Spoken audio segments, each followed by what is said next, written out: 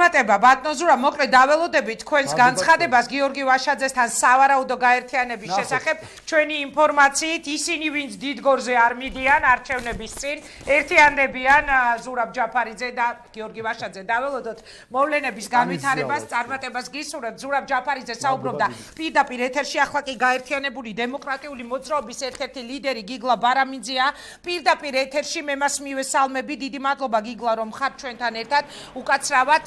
გალოდინეთ მაგრამ ძალიან საინტერესოდ ვითარდება დღის განმავლობაში მოვლენები მე ვგულისხმობ უთოს საპარლამენტო ასამბლეის პრეზიდენტად გიგი წერეთლის ჩავარდნის თემას და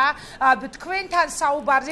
საუბარშიც მინდა ამ კითხვაზე პასუხი მივიღო მაგრამ მანამდე უნდა დავიწყო კვლევებით ქართული ოცნების შიდა კვლევებით რომელიც ვრცელდება იმის მიუხედავად რომ როგორც მათმა აღმასრულებელმა მდივანმა ბრძანა ჯენტლმენური შეთანხმება კი არა ჯენტლმენური მიდგომა გამოიჩინეს და არ გაახმაურეს მხოლოდ 4 პარტია შევა მომავალ პარლამენტში ამ პარტიებში თქვენ არ ხვდებით ზუსტი მონაცემი არის ასეთი 2.2% რომელიც აქვს გაერთიანებულ დემოკრატიულ მოძრაობას რა სიტყვით გიგლა ამაზე მოგესალმებით ნათქვამიათ ცუდას რაც უნდა მტერობაო ხო ბუნებრივია ეს არის შიდა კვლევები და ნათქვამი ამაზე ნელა მკუდი მოწმეთ მოიყვანაო მოიტანაო ესე გამოუვიდათ ამათ მაგრამ უფრო მეტად სასაცილო იცით რა არის როდესაც პრემიერ-მინისტრი გამოდის და თან ბოდიშს იხდის იმიტომ გამოაქვეყნეთ ეს შიდა კვლევები ყოფილი პრემიერ-მინისტრის თანაშემწის მიერ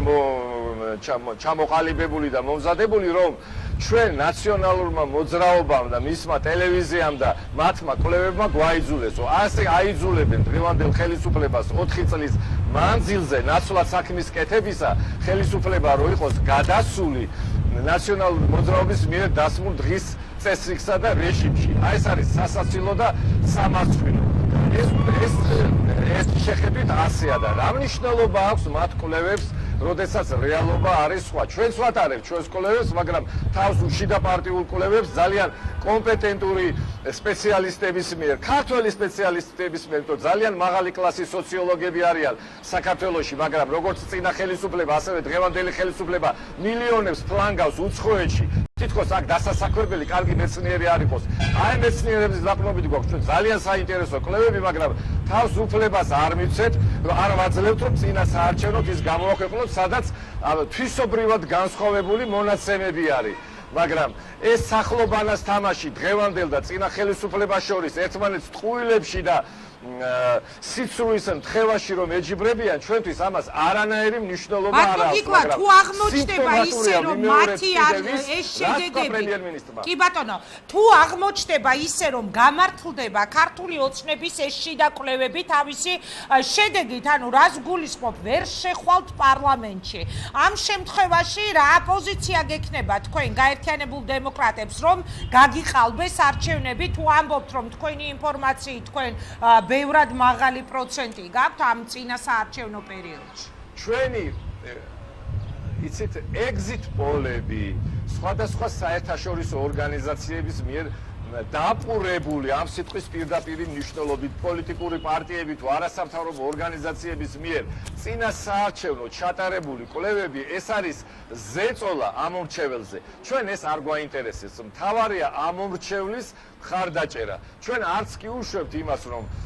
საქართველოს 2016 წლის მოწვევის პარლამენტში არ ვიქნებით მაგრამ ჩვენთვის მთავარია რა პროცენტით როგორ და რა მასშტაბები ჩვენ დარწმუნებული ვართ ამაში და ვიცით რომ ჩვენი წარმატება ქვეყნის გამარჯვება იქნება ამიტომ იცით ესეთი ამ დღევანდელი ხელისუფლების უგერგილო რაღაცა უსახო მსჯელობები და ჟაბასი ვინ რამდენი პროცენტით ეს თვისობრივად მიუღებელია მიდის სერიოზული მუშაობა როგორც რეგიონებში რაიონებში ქალაქებში სოფლებში და შედეგები იქნება და ჩვენ ამაზე ვართ ორიენტირებული საზოგადოებაზე ჩვენს ამომრჩეველზე და ეს წინასწარ შეკვეთილი ზომბირებების მცდელობები საერთოდ უკვე აღარ ამართლებს. ანუ თქვენი აზრით ეს არის წინასწარ ზომბირების მცდელობა, რასაც უწოდეთ, რომ საზოგადოება შეაგუონ, მაგრამ მაშინ ამ ლოგიკას თუ კი გავყვებით, ბატონო გიგლა, რაში სჭირდება რომ შეაგუონ საზოგადოებას, რომ პარლამენტში უნდა იყვნენ მაგალითად ნაციონალები ან თავისუფალი დემოკრატები, რომლის ლიდერის ვერ ატანაჭირს ოცნების რეალურ ლიდერს, საუბრობ ივანიშვილის და ალასანიას ცნობილ დაპირისპირებაზე, ან რაში უნდა სჭირდებოდეთ მაშინ პაატა ბურჭულაძე, რომელსაც იგივე სახელისუფლებო გუნდი ადანაშაულებს რაღაც ფარულ გარიგებაში თითქოს ნაციონალურ მოძრაობასთან. მაშინ სად არის ლოგიკა? აბსოლუტური ლოგიკა, ინგა, იცით რა თვალსაზრისით? რომ ჩვენ ყოველთვის ვამბობდით, რომ ქართულ ოცნებას ყოველთვის სჭირდებოდა განტევების ვაცი და საზოგადოების დაძაბვა იმ თვალსაზრისით, რომ კი ისინი ამბობენ, ჩვენ ვერ გავაკეთეთ დანაპირები ისე, როგორც დაგჭირდით, მაგრამ თუ ჩვენ ამჯერადაც არ მოგცემთ ხმას, მოვა ნაციონალური მოძრაობა და მასთან დაახლოებული პოლიტიკური ძალები და ასეთად ისინი კიდევ ერთხელ ადასტურებენ და ამბობენ, რომ არის 1-2 პარტია, რომელიც მოიაზრება ნაციონალურ მოძრაობასთან ერთად. ეხლა მეორე, როცა ლოგიკაზე მიდგება საქმე პოლიტიკურზე, არა ჟურნალისტურზე, მე აქეთ ვსვავ საზოგადოებასაც ვეკითხები, ჩვენ საპრეზიდენტო არჩევნებში, ადგილობრივ არჩევნებში სრულიად დამოუკიდებლად მილიარდერის მხარდაჭერის გარეშე, ბლოკების გარეშე მივიღეთ 11%. მაშინ, როდესაც პარტიებს, რომელსაც არჩევნებში 1%-იც კი არ მიუღიათ, რატომღაც ქართულ ოცნებას მოაზრებული ყავს პარლამენტში. რატომ იცით? როგორც თავში თქვით, მათ საშინლად არ უნდათ რეალური ოპოზიცია დაინახონ ქართულ პარლამენტში, იმიტომ რომ ისეთ სისულელეებს არ გავატანინებთ, როგორც ეხლა იყო თუნდაც დამნაშავე პოლიტიკური ძალის პიროვნებაზე არ მაქვს საუბარი, კანდიდატის განხილვაც კი ეუთოს საპარლამენტო ანსამბლეის პრეზიდენტად. ასეთ აბსურდებს ჩვენ არ გავაკეთებთ. და კიდევ ერთი, ქალბატონო ინგა, დღეს ეხლა მე აქ ვდგევარ და ჩემს უკან არის, უпростоრეთ მე ვდგევარ აქა და იქ არის